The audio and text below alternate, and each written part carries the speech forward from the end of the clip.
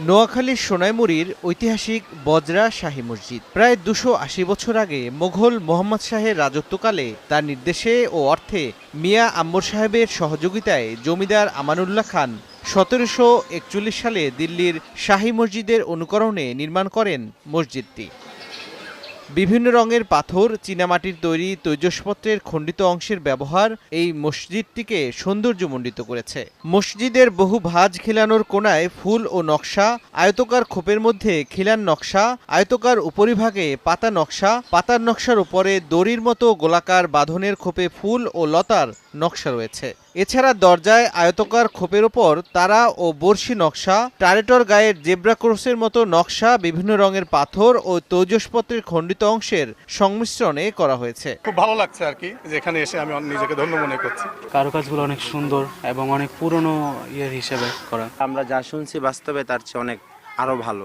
গম্বুজের গায়ে চাঁদ তারা ও পাখা নকশা ছাড়া গম্বুজের একেবারে ওপরের দিকে পদ্মের পাপড়ি নকশা ও লম্বা চূড়োতে কলসির মতো ধাতব বস্তু স্থাপন করে গম্বুজগুলোকে আকর্ষণীয় করে তোলা হয়েছে।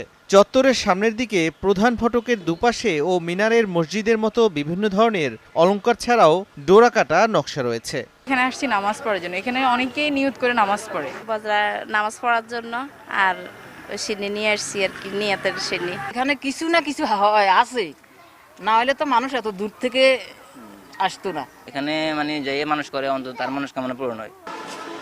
মসজিদে প্রবেশের জন্য ৩টি পাথরের দরজা আছে।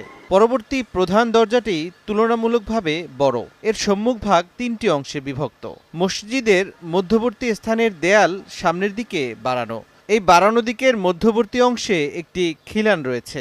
দরজার উপরিভাগে আয়তকার খোপের মধ্যে সাদা পাথর বা চীনামাটির তৈরি আরবি বর্ণমালার লেখা লা ইলাহা ইল্লাল্লাহু মুহাম্মাদুর রাসূলুল্লাহ। মসজিদের চার কোণে 4টি অষ্টভুজাকৃতি কর্নার টাওয়ার রয়েছে। কর্নার টাওয়ারের উপরের অংশ কিছুটা সরু করে পাথরের মূল দরজাটি তৈরি। মসজিদের উত্তর ও দক্ষিণ দিকের মধ্যবর্তী অংশের বের হয়ে আসা জায়গার কোণাকৃতির 2টি পাথরের দরজা রয়েছে। দরজার দুপাশে রয়েছে টারেট। মসজিদের উপরের দিকে সারিবদ্ধ রয়েছে 3টি গম্বুজ। সবার কাছে অনুরোধ থাকবে আর কি, যে নোয়াখালীর এরকম একটা সুন্দর জায়গায় সবাই আসবেন। এই শাহী মসজিদটি যদি সরকার দেখাশোনার ভার বহন করে তাহলে অনেক ভালো হতো। আজান দেওয়ার জন্য অষ্টভুজাকৃতি মিনার নির্মাণ করা হয়েছে। মিনারটি দেখতে অনেকটা ছাতার মতো। মিনারের চারদিকে 4টি কৌণিক খিলান রয়েছে এবং সেগুলোর উপরে ছোট গম্বুজ তৈরি করা হয়েছে। মুসল্লিদের অজু গোসলের জন্য 3 একর জমি জুড়ে বিরাট দিঘি। এ দিঘিটি ভরাট করে জমিতে পরিণত করার ফলে ছোট একটি পুকুরে পরিণত হয়েছে। বর্তমানে ইমামের দায়িত্বে থাকা ইমাম হাসান সিদ্দিকী জানান, প্রত্নতাত্ত্বিক বিভাগ মসজিদ সংরক্ষণের দায়িত্ব নিয়েছে। তবে মসজিদ পরিচালনা কমিটির উদ্যোগে প্রতি বছর এর বিভিন্ন সংস্কার কাজ করা হয়। ইতোমধ্যে সীমানা প্রাচীর দেওয়া হয়েছে এবং বর্তমানে তাতে টাইলস বসানোর কাজ চলছে। পাশাপাশি সিসি ক্যামেরার আওতায় আনা হয়েছে মসজিদটিকে।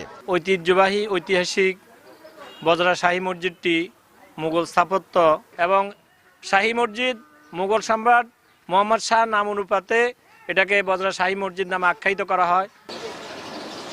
মসজিদটি তৈরির 177 বছর পর 1909 সালে একবার মেরামত করা হয়। মসজিদের ঘেরার মধ্যে দক্ষিণ পূর্ব কোণে আমানুল্লাহ ও সানাউল্লাহ এবং তাদের মায়ের কবর রয়েছে।